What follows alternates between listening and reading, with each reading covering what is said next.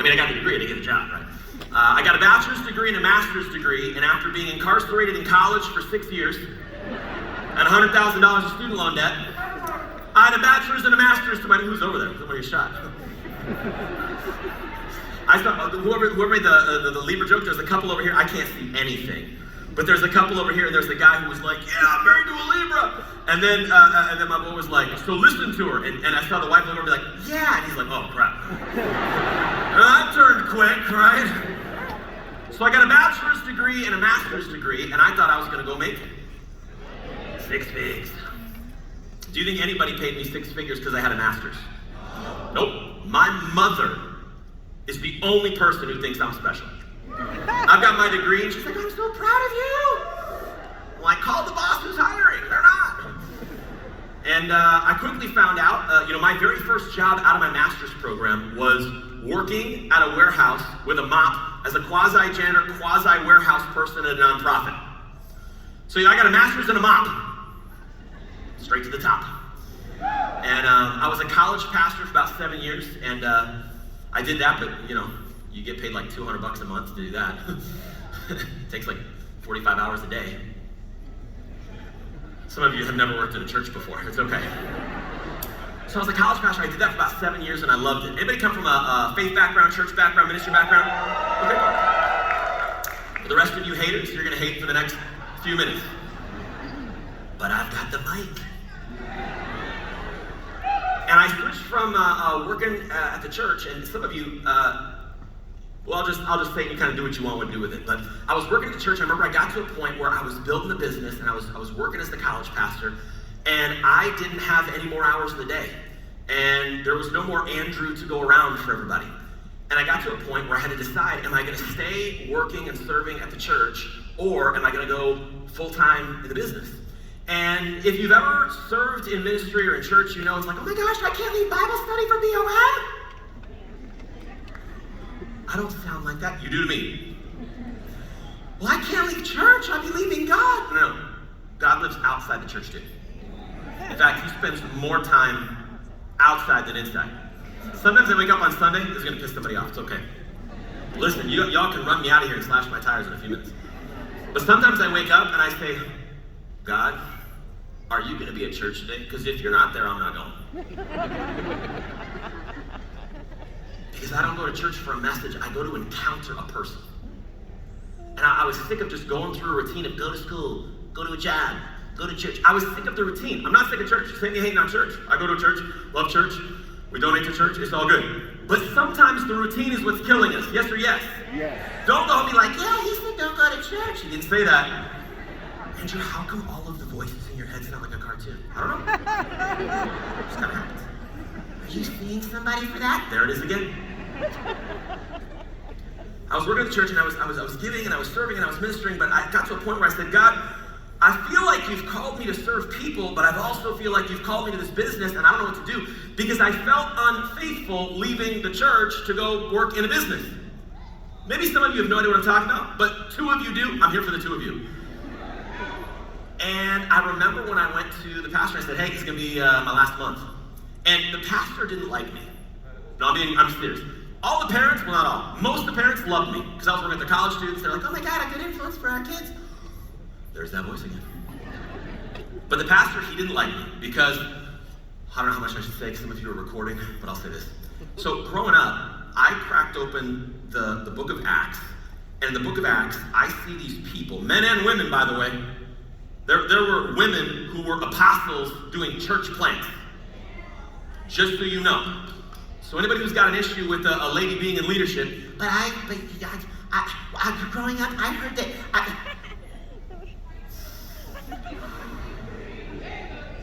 In the Bible, there were women who were apostles.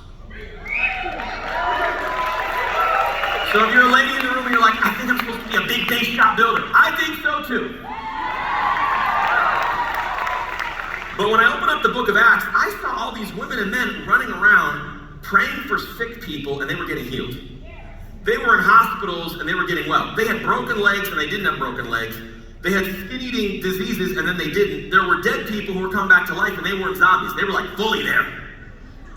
There were people who were like all kinds of crazy, and I'm like, dude, why do I not see this on Monday through Sunday? Now, some of you are like, where's he going with this? Dude, I'm going to talk about how to build a base shop and how to, don't, just relax, breathe.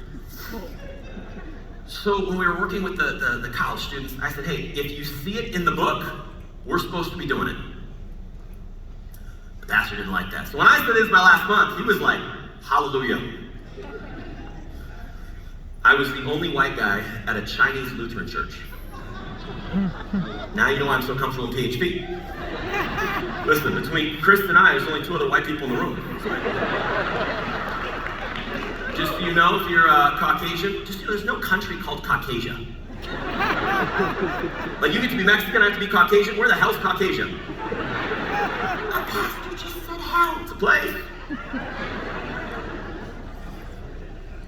I'm Norwegian and Scottish, okay? I wanted to do something big with my life because I felt like there was something inside of me, a purpose. You feel that way? Yeah. But I realized that it may not have to happen in the traditional way that everybody thought of. Getting a degree, the traditional way everybody thought of. At the church behind the pulpit, the traditional way everybody thought of. Having a career, having a job. It may not look the way everybody expects. And if you're in the room and you're battling with that voice of saying, I'm feeling pulled this way, but there's greatness over here, and you know what to listen to? Listen to greatness. Listen to greatness. Don't listen to all the expectations. Listen to greatness. So I ended up working at a nonprofit. We were doing fundraising, and at some point we had to decide if we're going to go part-time or full-time. And working part-time in the business, my wife and I made $52,000 in a year. And I was like, dang, that's dope, because my job was paying me 50, 60 grand a year. And I was, I remember Jose and Marlene Gaitan, they were running the Woodland Hills office, and I was driving from Rancho Cucamonga. Okay, both of you, awesome. Wherever you are. It's not Rancho Chimichanga, it's Rancho Cucamonga. We were driving from Rancho Cucamonga to Oxnard, which is like 3 hours in LA Carmageddon traffic on a Tuesday night. Do that one, and don't be late or you're locked out.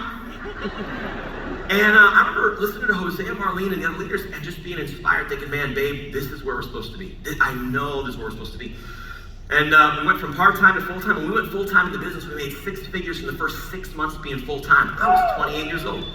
Dude, I had no background in finance. I had never been in sales. I had never heard of, network marketing. Someone said, is this like Amway? I'm like, what's Amway? I didn't know. It's like Herbalife, for those of you who are... Mi amigos.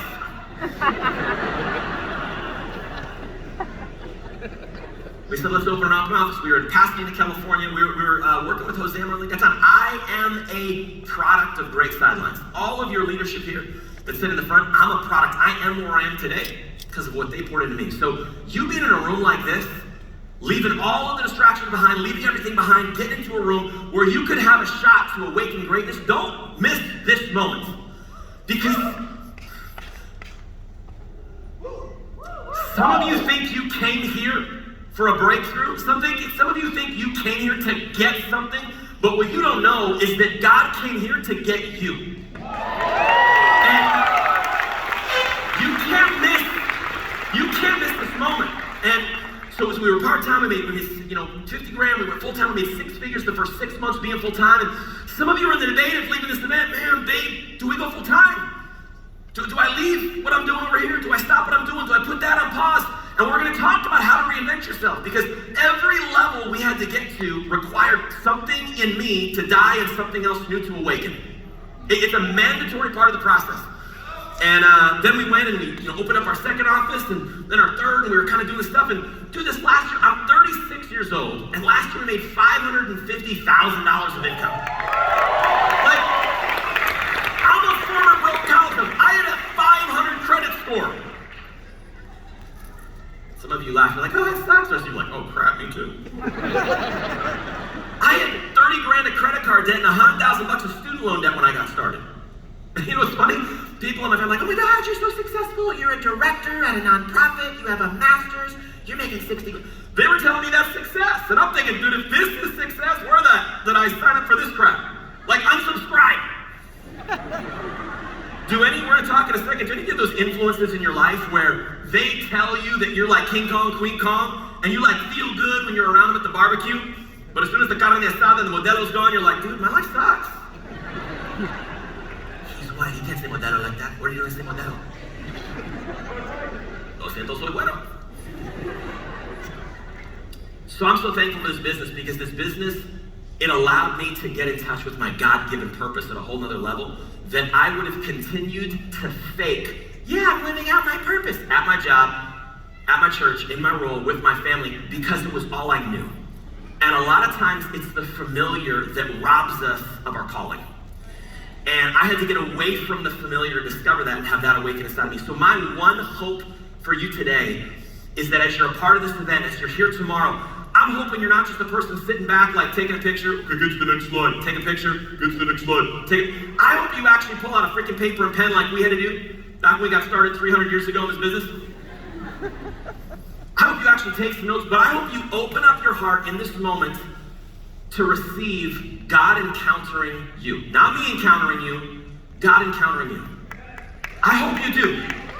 Because some of you got here yesterday, but God got here 2 days ago, and he's been waiting in ambush to grab you for years. And he finally cornered you in a room, and he's licking his chops, looking at your life, saying like, dude, I think I can get them. I think I can open their eyes, open their heart, and turn them into something phenomenal. So I'm gonna scare you. Breathe in, breathe out. This is how I'll start. Wait, go back. The other camera. Inception, that's some scary. So that's how it all started. You see me. I was acne braces, no girlfriend coming out of high school. I wasn't valedictorian, I wasn't summa duma humma booma rumma cum laude like some of you. I wasn't varsity, team, anything. I was a nobody. And when I got started, I was incredibly insecure. I struggled with low self-esteem, suicide, depression for years coming to high school and college. There's no way, Andrew, you're so happy. You're so extroverted. I'm an introvert. Dude, talk to Nico. I'm like, hey, where are we going next? Oh, we'll go to the VIP. Okay, can I like sit in my corner for another 30 minutes? I'm like, by myself, I'm good. The only reason I'm okay comfortable here is because I can't see any of you. See, the farther back I go, the more of you I see. The closer I get to the light, you all disappear. I'm not the person you'd recruit to mission. I promise you, if I was in your phone, you wouldn't put me on a top 25. You would not put a dead, mangled possum for a haircut on your top 25. I showed up to my very first BOM, and I didn't own a suit. So I went down to this incredible, Ricky, you probably know it. It's an incredible designer. It's out of Italy. It's called Rose.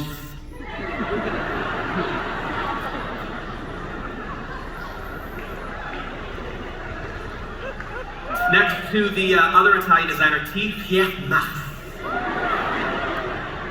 Gorgeous. Got a vest, got a dress shirt, only dress shirt I own, and it was bright red. I mean, it was like TGA red. And I showed up to orientation with my mop, and I sat there, and they're like, turn your phones off. And we're like, okay, I'm gonna like be the good student because I'm the kid who follows all the rules. And 5 minutes into orientation, my wife's birth control alarm goes off on my phone. And I'm wearing this shirt going to rotation, and Diana Jo said, wow, okay, yeah, never wear that shirt again. She's like, men wear pastels. I'm like, what the hell's a pastel? I'm not the person you bring into this business. So if you're here today, and you're the superstar, I salute you. I applaud you. That was not me. I'm a former broke college pastor, nothing about money. The only people I'd ever recruited was go on mission trips. I mean, seriously, that's so they're like, you're gonna build a business. I'm like, I don't even know how to spell entrepreneur. Like, dude, of all the French words, like how many more E's and U's and R's are you gonna shove into one small space? So that was me when I got started. And to go from there, to go to here, was a lot of reinvention. Say reinvention. Reinvention. In order for you to get to where you're called to be, the vision that you have. How many of you made a vision board? Awesome, 20 of you. To get to that, there's a new version of you that's gonna look nothing like the version of you today. I remember when one of my mentors said, God sees you in the future and you look a whole lot better than you do right now. And so part of the process of you getting to everything you dream about, you fantasize about, you hunger about, you want, it's a process of reinvention. So I'm gonna attempt to give you some of the tips that I've learned, not because I have done it all right, but because I've done a lot of things wrong. And hopefully I can save you some time. Reinventing yourself is a process of you having to redefine what things mean to you. Who saw the movie Aquaman? Okay, 4 of you. Awesome. Great crowd. Who saw Captain America? Those are actually my most recent headshots. I have people who say, oh, all white people look the same. Perfect! So you know in Captain America, he goes into a machine as a scrawny little pipsqueak, and then he comes out as what? Gorgeous. I heard someone say gorgeous. Wow. Okay. Single over there. How many of y'all wish sometimes you want to go to phone zone, but you don't want to make calls? You have that fast drop, you're like, oh, I hope it cancels. Oh, the 7 of us, go. Who's ever gotten booked for an appointment, you're like, I hope they are sick. Like, you want all your guests to show up because it doesn't require much of you, but you want those really difficult appointments 3 hours away to cancel. Because a lot of us are afraid of process. We want to jump into a machine, have somebody inject something into our body, and come out being gorgeous. We are fascinated by Hollywood because they shorten the time frame into 2 hours of going from 0 to hero. But it ain't gonna do that. I mean, unless you're Ricky and you like show up and run the #1 bass shop 4 years in a row, you know. No, but like respect, right? That's like, dang. I remember when Ricky came into the business and he'll tell you, he was like, I had no idea what I was doing. And he had no idea what he was doing. And then I went to bed one night and woke up the next day and he had 1,000 recruits and I'm like, he figured it out pretty quick. No, like respect to Ricky and Erica. Because Ricky and Erica as a power couple, like their learning curve, boom. Listen, I've never been the fastest 2, first 2, best 2, biggest 2, anything in PHP. Well, there was one thing, but I won't talk about it. So, I was willing to commit to a process. Some of you are going to be superstars leaving this event. You're going to leave and you're going to turn it on, and you're going to say, I'm going to go get 400 prospects the day I get back. I'm going to go get 20 directs. And you're going to be the #1 killer in your office, and I salute you. Go do it. I hope there's more of you. I hope there's more of you. Some of you are going to think about getting 400 prospects, and you're going to think about it so long, you're going to convince your subconscious mind that you did it. Oh, I've worked so hard thinking about prospecting. I remember when Tigran and Maral, we were in, by the way, Madam Presidente. I remember we were in Pasadena, and I remember telling Tigran, I'm going to go prospecting. He's like, go get him, bro. I went to the Glendale Galleria. Who's ever been to Glendale? I had my clipboard, I had my survey. I was going to get some prospects. I printed like 50 of them, right? Because I couldn't just have to ask the real man, hey, you look sharp, what do you do? No, I had to have a survey. Hey, we're doing a survey, we're expanding the area, we're giving away free AMC movie tickets. Did you fill out a survey for me? Oh, I got their number. No, I'm telling you, I was such a chicken. Pollo. I was so freaking scared of everything. So I went to the Glendale Galleria. I've got my 40 surveys. Remember the surveys back in the day? I don't know where Gaetan is. Gaetan's somewhere here. Yeah, so I see hands. That didn't help at all. That just looked dumb, right? What's it doing? So this is how I prospected Glendale Galleria. So let's just say, oh, that person looks sharp.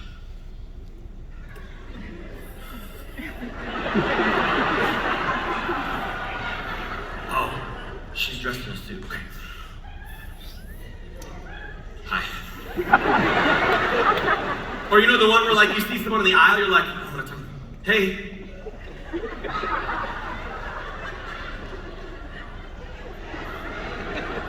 You follow them later down next to the aisle. Oh, hey again.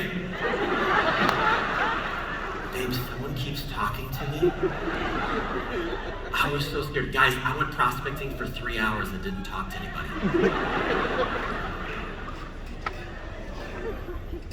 $500,000 earner. I had to reinvent myself. Some of you are delusional. No, this is gonna go down like a rat sandwich. Some of you are delusional. You think you can just keep showing up and eventually you'll win. No, at some point you gotta say, I'm committed to changing. You've gotta commit. You know, Aquaman, when he sees this, he's not worried. When you and I see this, it's like freaking scary. I'm looking at some of the flooding going on in Santa Monica. Who knows what's going on in California right now? Holy moly, entire city's underwater. I'm like, freaking, this is crazy. But if you're Aquaman, you don't care. Why? Because you have an identity where you have redefined what this means to you. If you and I see this, what do we think? Fear? Death? But if you're Superman, what do you think? Finally something to do. The process of reinventing yourself means you have to change what things mean to you. Leaving here, prospecting can't mean to you what it meant to you before you were here. Making phone calls can't mean to you what it meant to you before you were here. Going and hitting marketing director can't mean to you what it meant to you. It's got to change because you've got to change. Does this make sense? So these are the 5 things I've kind of identified for me are the questions I had to overcome in my own life to be able to reinvent myself. How many want to leave this event and go make $250,000 in 2023? Who's like, small fingers, I'm a trainee, I'm gonna make $1 million this year. Okay, bucko, hit FA. We always have those, right?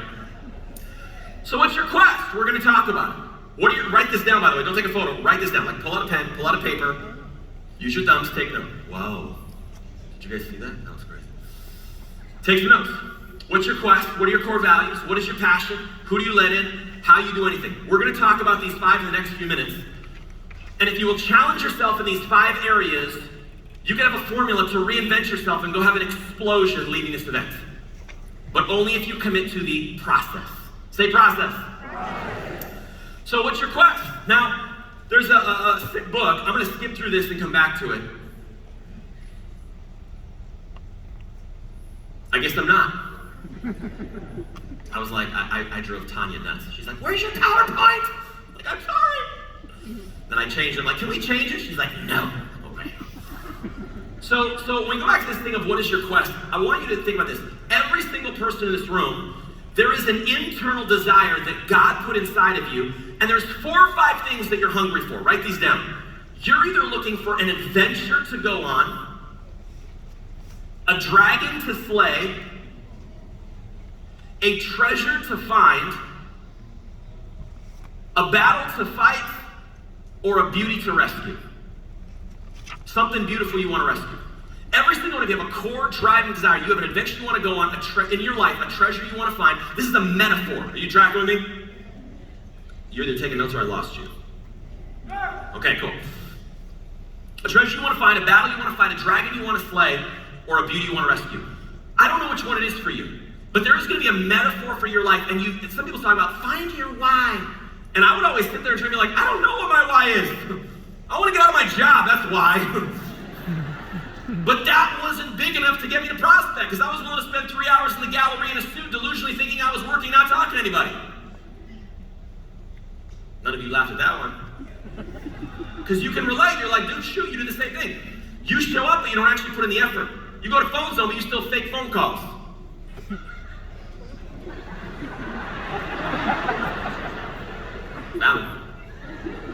If you spot it, you got it, I would do that. Tigran would see me walking around. Yeah, hey John, yeah, so I got started. Ring, ring, ring. Oh, it's the other line. I'd fake phone calls. I was scared. You got to identify what's your quest. Can I talk to you a little bit about my quest? I hope this means something to you. So for me, my quest became kingdom entrepreneurship. Now again, I come from a faith background. I love Jesus. Jesus loves me, and even if you don't know him, he loves you too. And he knows where you sleep. And he's coming for you. But I want to give you an analogy and a metaphor, and I hope this makes sense. In the Bible, there's this Bible verse, and it says that there's something inside of us that God put there that cries out for us to know and experience who God is. And the voice sounds something like when you are a kid and you call to your parents and you say, Dad, or Mom. It's like you reaching for that relationship, that connection. But a lot of times we live our life in this identity that's called an orphan mentality. On your papers, write down an orphan mentality. Andrew, what the heck's an orphan mentality? I'm going to share with you, just write it down.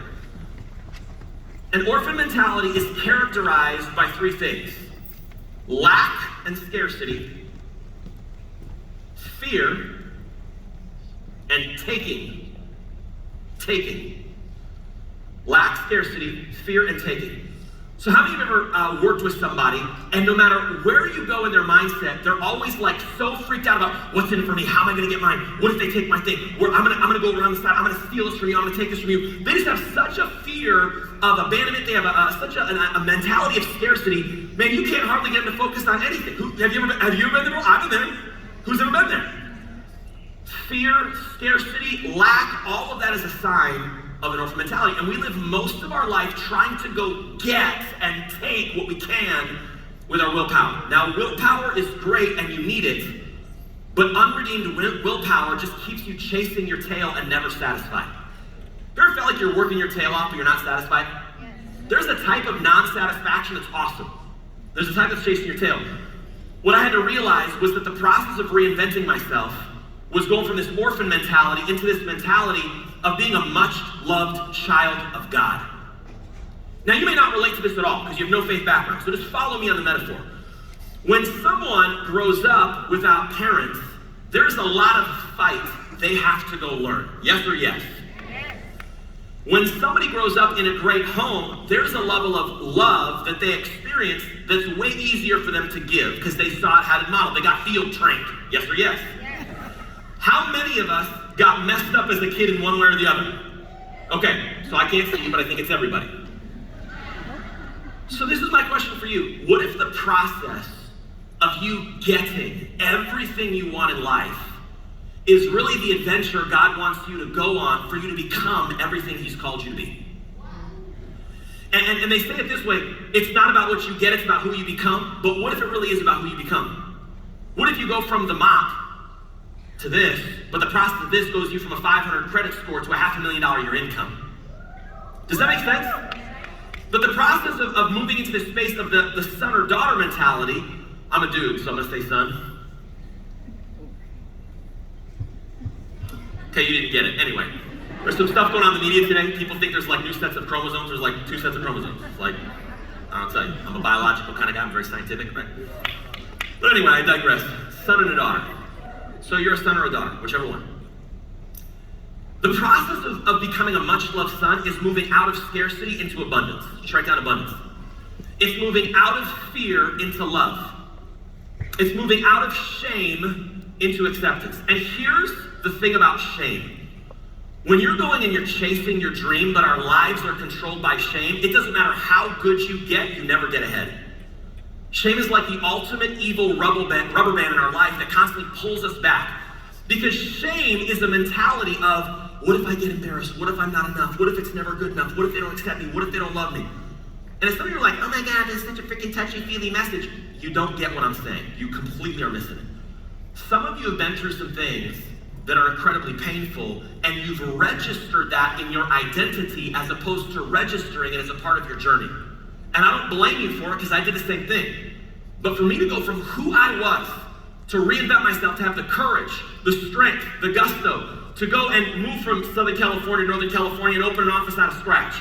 To say, hey, we're gonna go and build a top 10 office in the first 6 months. To quit a job, leave everything that all my family and friends were telling me to go do, and say, no, we're gonna go run a business, and we're gonna go build $250,000 earners. We're gonna help people open offices. We're gonna bring people, to become who you gotta become to do that, it's going to take you leaving a mentality of shame, of fear of embarrassment. If there's one thing I hope for all of you, I hope you can become shameless. I remember we were at a PhDU, and Patrick was edifying Marlene.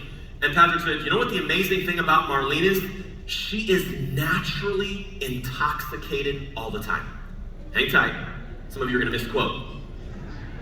She doesn't drink, okay? She's naturally intoxicated all the time. What does that mean? Marlene doesn't walk through life, she floats. And she floats through life, and like things just roll off her back, right? And she's there like, oh my God, you're so sharp. You should talk to my husband. Give me your number. I don't want it. I know, but give it to me anyway. Okay, like, Marlene is shameless. How many of y'all worked with Marlene? Dude, it's one of the most attractive qualities. How powerful do you feel when you see Marlene going and just doing her thing and she's shameless? You feel incredibly powerful. You're like, dude, I can do that too. There's something for you as a leader reinventing yourself that this weekend, I hope when you awaken greatness, you put shame to sleep. I hope you stop going there. You know, I was in the back and, well, I'll get to that. So you go from an orphan mentality to a son and a daughter mentality. of you going from a place of scarcity to a place of abundance. A place of how am I going to go take what's mine to, dude, I want to be able to receive everything God has for me. Here's the thing. How many of you have ever written a policy and the client wants to make the beneficiary someone who's under 18, a juvenile? Okay? If the parent passes away, we had a client, parent passed away, it wasn't our policy, but the parent passed away and the daughter was 12. What happens to the money? It gets locked up with the insurance company until they're 18. And so the family's like, dude, can we get that money to bury him? And they're like, nope, not unless you get legal guardianship. How long does that process take? So even in our system, you can't receive your inheritance until you become of age. Yes or yes? What's true in the natural is true in the unseen realm as well. There are resources that God wants to give you. There are Ricky Aguilars God wants to give you. There are Del Toros God wants to give you. There are Gaitans God wants to give you. There are Phillips God wants to give you. You didn't say my name. I'm sorry, okay? If I can see your face, I'd like to remember everybody, right? There are people God wants to bring into your business, but he can't trust you with them yet. If he gives them to you now, you'll kill them. You're not waiting on God to bless you. He's waiting on you to grow up. So when you decide, dang it, I'm gonna freaking grow. I'm gonna leave this place, I'm gonna reinvent myself. I'm gonna finish books, not just start them. I'm gonna read books, not just order them. God says, oh my God, I can trust you with someone like that. Boom. What if everything you're praying for to show up in your business has already been assigned on layaway with your name on it and God's just waiting on you to grow up? But check this out. That changes you from a scarcity mentality. How am I going to find mine? Where's mine? You're taking mine too. Dude, I've already got it. How can I grow faster? Let's go prospect 500 people. How can I grow faster? Let's face my fear and make 500 phone calls. Because now I'm in a space of sonship where I know I'm just going to work to receive what's already been designed and set aside for me in the dream. I'm not trying to take something. I'm afraid you're taking it from me. Does the mindset make sense? Yeah. But there was one other level of reinvention. And I'm going to use Hosea as the example because he's an incredible example of this. Pat's talked about this. You go from just being a son to being a father. See, an orphan is a mentality is trying to figure out, how do I get what's mine? A son is, how do I grow to receive what's been set aside? But a father thinks about, how can I give to set other people free from orphan to son? And if you want to become a leader, you can't just be a receiver. If you want to be a leader, if you want to awaken greatness, it's not just about putting numbers up on a leaderboard. It's about becoming someone who's worthy of following because you have the ability to help unlock other people getting into their inheritance. And so when I'm like coming up in the business and I'm seeing all these amazing leaders, I'm thinking, dude, I went from being afraid to being able to get results. But then I had to go from just being able to get results and getting results for my team to becoming somebody who can help other people unlock their God-given capacity. How many of you want to be a father and a mother that can help unlock other people's inheritance, not just go get your own and be done with it? That's leadership. And if there's anything you walk away from this conversation we're having, I hope that you walk away saying, man, God, I want to become everything you've made me to be, and I want to help other people unlock their inheritance as well. I'm no longer in this just for my vision board. How many people can we help go unlock their vision board? Does this make sense? So kingdom entrepreneurship to me, I don't want to just be an entrepreneur. I want to be a kingdom entrepreneur. I want to be someone who sets other people free to unlock their inheritance so they can receive everything God called them to have. That's my quest. Andrew, how do you always have so much energy? What do you drink? Dude, I don't drink nothing. Dude, I had water. And he goes like, you want some? You want some? You want some? You want? I'm like, bro, you are like the most generous group of people in the world. I said, you can get me like a chai latte, but don't go for me. 2 minutes later, here you go. I'm like, bro, I don't drink nothing. I'm fired up about my quest. Maybe some of you need to awaken inside of you the quest you're on. I was in the back, and sometimes I get this right, sometimes I get this wrong. So I'm not really afraid of being embarrassed. I'm just going to kind of tell you what was going on for me as I was in the green room back there. I'm back there, and I'm like, God, I know that I didn't come to Houston for these people. You came to Houston for these people. But I don't want to just go give them a PowerPoint and make them laugh and give them some great notes and help them work. I want you to meet them. And you don't have to wait till Sunday to meet the Almighty. And you don't have to run down to the altar. You can encounter him right there in the flipping seat that you're sitting in. But some of you have been bound up by fear and shame and regret and all this stuff for a long time. And you came here hoping to get a financial breakthrough, a business breakthrough, but you didn't know God came here to break through in your heart. And I'm sitting in the back, and I'm like, sometimes people just don't feel seen. You're living your life, and you're like, God, do you even know me? Do you even see me? Are you even real? Remember one time, Pat told a story. He was at his breaking point, and he's in his car, and he's like, God, I don't even believe in you. I don't think there is a God. But if there is a God and there is a higher power, I want to hear my mom's voice. His cell phone rings, and his mom's calling him from Iran. He hasn't talked to her in years. He gets goosebumps. He's like, holy. Started his journey. I'm in the back, and I'm like, God, and I don't even know if you're in the room, but I see an image of someone who I think's in the room. I have no idea who you are, and she has jet black hair. She has an ear piercing. She has a rose tattoo, and she's coming to this event, and she's like, man, I just want to know that I matter. I just want to know that I can go do this. I was sitting in the back, and I'm praying, and I'm going over and asking Tanya if I can switch my PowerPoint. She said no. And so I'm just praying, and I see this guy, and he's a bigger dude. You think he's a linebacker, right? And he's wearing a dress shirt, but it's an open dress shirt. It's not like a button shirt, it's an open dress shirt. And I don't know if his name is Bob or Robert or Bobby, but I just see the name in quotes, Bob. And I don't know if you were called Billy Bob or Bob the Builder. I don't know what it is. I have no idea. But I see this person in the back, and I see that at this event, God wants you, he's going to change your identity. He's going to change your name to the Rock. I saw the word Petros, Peter. And you're going to go from somebody, show up to this event that nobody knows who you are. And you've kind of been overlooked, and you're kind of on the outskirts, and God's changing your name at this event. I'm in the back, and I have no idea if this person's in the room, but I saw the word Carlos, and they were a clean-shaven dude. This clean-shaven dude, Carlos, and you're really good with numbers. You're really good at math. You've always been in numbers, but you've always been on the outskirts. But you have a hunger inside of you, and you've always wanted to be in the thick of it. You've always wanted to help. And God says, I see your hunger. If you'll step up and press in, I'll take you to the top. Now, I have no idea if you're here in the room or you walked out to the bathroom, but I know God wants to encounter you. And you're like, Andrew, what about me? He wants to encounter you too. He sees you. He sees you. But you got to make a decision that you're committed to the process. Move other people in a place where they can go to receive their inheritance.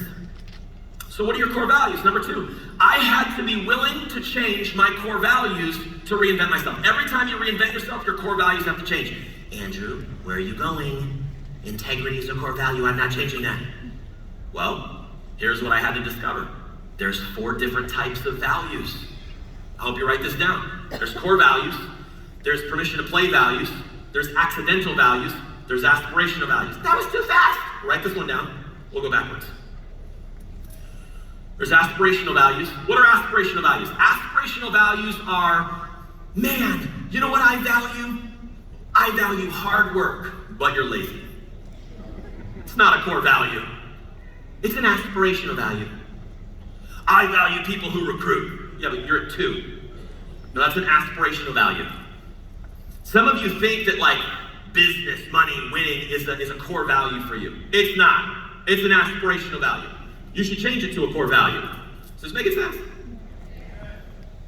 Not enough people understand what I'm talking about. if success, winning, competition, drive, hustle, grind, grit, if that was the core value, your numbers would be different. For the longest time, that wasn't a core value of mine. It was an aspirational value. Jose will tell you, guys, I didn't make my first paycheck till my 13th month in business. I know, are you impressed? Why is this guy speaking again? I had to change my values. So aspirational is things you want to be. This is where delusion sets in. Some of you think that something's a value, but it's not a core value. It's an aspirational value. But you got to flip it if you want to reinvent yourself. Accidental values.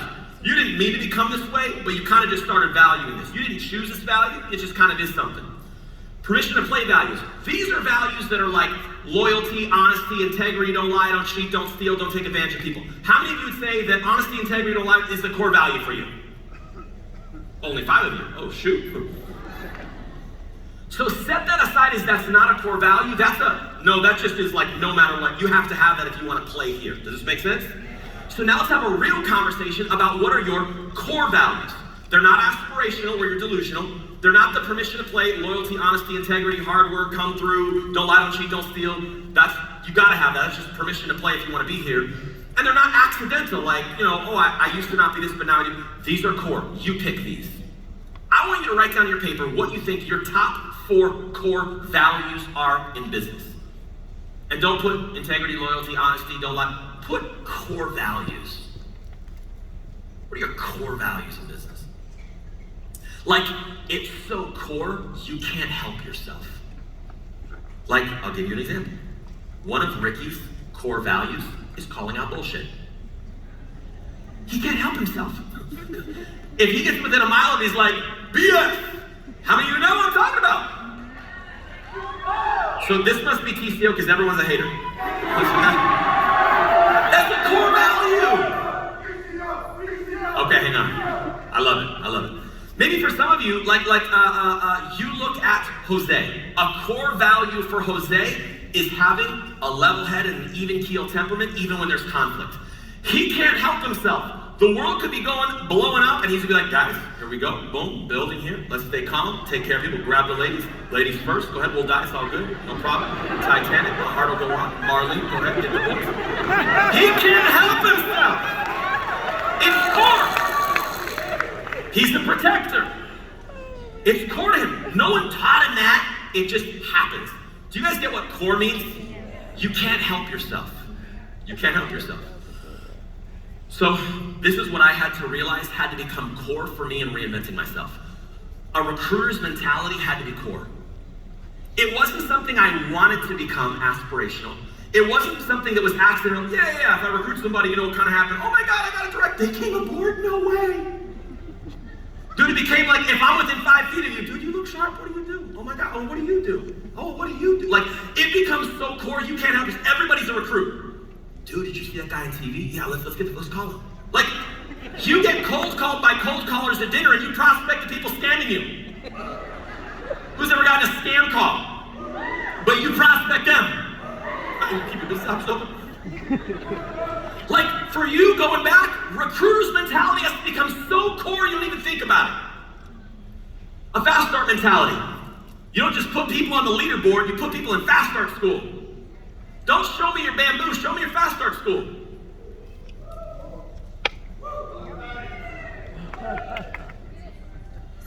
Meeting mentality, butts and seats, big event. We're here. We're gonna be going to our big event pretty soon in Orlando, right? We have Master P coming. You're Latino, you don't know who Master P is. He's black. Andrew, you're white, you don't know either. He's coming to my event. John Maxwell tomorrow's gonna be sick. It's gonna be sick, right? But you gotta sell out to big event mentality, meeting mentality. My question for you is this. If you haven't already made a decision to get a 10-pack for MGM, you don't have a core value to really build a business. If you haven't already made a decision, I'm gonna invest a couple $1,000, I'm gonna get a 10-pack for MGM, you're not, hold off on your stones, just keep them in your pocket. You can throw them at me when I leave. If you haven't made a decision to go all in and lead and get a 10-pack, a 20-pack, and you're an FA in the room, if you haven't made that decision, you're not doing something, you're not leaving a landing pad for God to come down and say, dude, look, they upgraded their faith in me, they upgraded their trust in me, they're gonna go get to work, let's go bless them. You're not giving him anything to land on. I remember I was an FA and I would go into a breakout room and I'd be like, you know what, I'm gonna go get a 20-pack. I'm gonna get 20 registrations. I'm gonna invest a couple $1,000 for the next big event. You wanna know why? Because God only responds to faith, and faith requires you to get out of the boat. If I'm not gonna get out of the boat, why would I expect God to bless me? It literally says, but the person who's double-minded, I'm gonna do it, I'm not gonna do it, I'm gonna do it, let them expect to receive a 0 from God. And I had to realize that I was so double-minded because I would be fired up in an environment, but I wouldn't carry that through because I hadn't reinvented my maturity. So my challenge to you is go get a 10-pack for MGM. Put some skin in the game, put some faith out there. I was broke and it was the last limit on my credit card. I did it without telling my wife, don't tell her. But I knew that if my back was against the wall and I put myself out there in faith, I knew God was gonna show up because I know he's good. And I knew that I was gonna finally go get to work. I dare you. I dare you. Put your faith into action. Meeting mentality, teamwork mentality. Number 3, what's your passion? What's your passion? I had to reinvent myself. I had to re-examine my passion. Now, when we say passion, a lot of times we're like, well, what is passion? Most of us think passion is emotional excitement. Passion is not emotional excitement. Your passion is not what you're excited about. How many of y'all are passionate about music? Reggaeton! That's right. I saw Nicky Jam.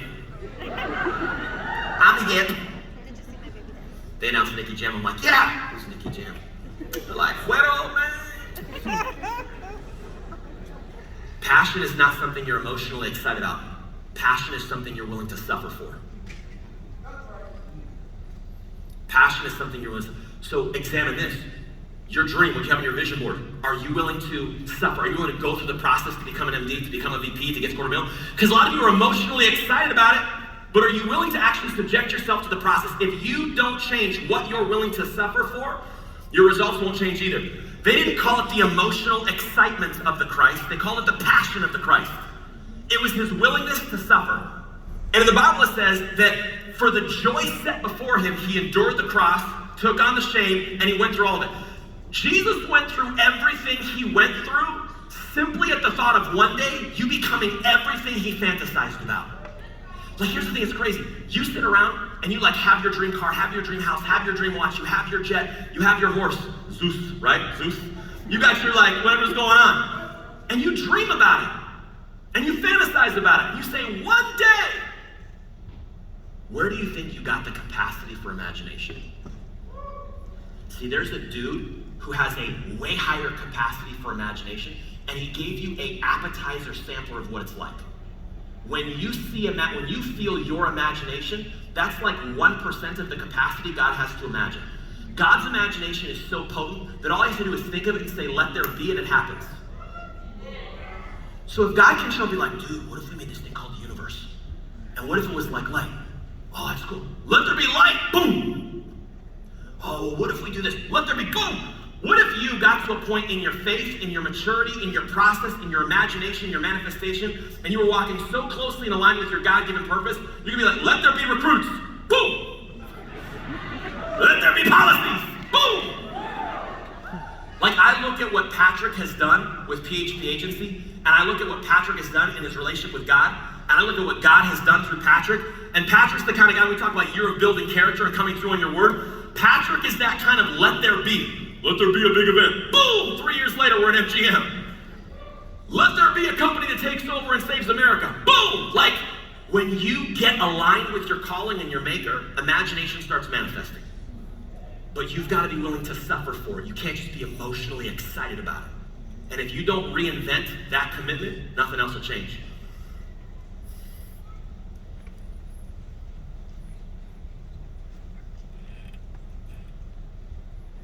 Number 4, I had to change who I let in. Associations. You know what's kind of crazy? If you want to reinvent yourself, you've got to change the voices you listen to. Walt Disney and Ray Kroc, they both got recruited by the Red Cross. They both lied about their age to serve in World War I. They both got assigned to the same Company A over in France in World War I. Ray Kroc and Walt Disney served together. And they both lied about their age. They were so hungry and ambitious, like, yeah, put me in the thick of it.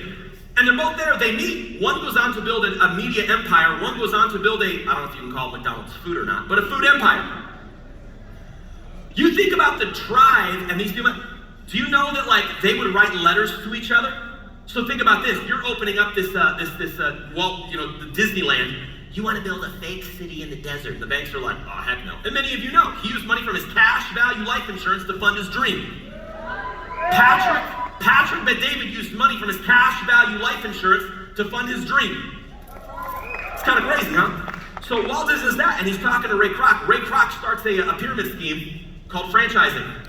See, back when McDonald's got started, nobody was doing that. People hated on Ray Kroc being like, dude, it's a scam. You want young couples to pay $20,000 to buy this, and you just own the real estate. You're taking advantage of it. But look how many millionaires they made. So when everybody was giving them heat, they had to have associations that would keep their brain in the right spot. Going back on your paper, you need to jot down 2 or 3 names you need to stop listening to the next 6 months.